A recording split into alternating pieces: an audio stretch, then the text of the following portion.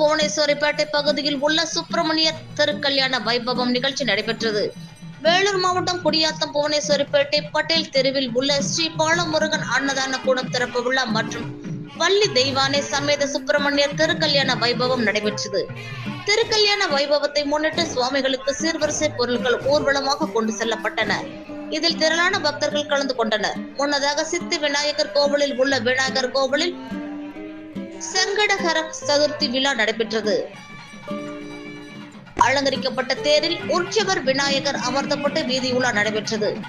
நிகழ்ச்சிக்கு நகர்மன்ற துணைத் தலைவர் பூங்கொடி மூர்த்தி தலைமை வகித்தார். இதில் எம்எல்ஏ அமுல் விஜயன் தேரோட்டத்தை தொடங்கி வைத்தார். நகர்மன்ற தலைவர் சவுந்தரராஜன், ரோட்டரி மாவட்ட ஆளுநர் பழனி ஆகியோர் அன்னதானத்தை தொடங்கி வைத்தனர். நகர்மன்ற உறுப்பினர்கள் கஸ்பா மூர்த்தி, ஆட்டோ மோகன், சுமதி மகாலிங்கம், முஷ்ரா இர்ஃபான் உள்ளிட்டோர் கலந்து கொண்டனர்.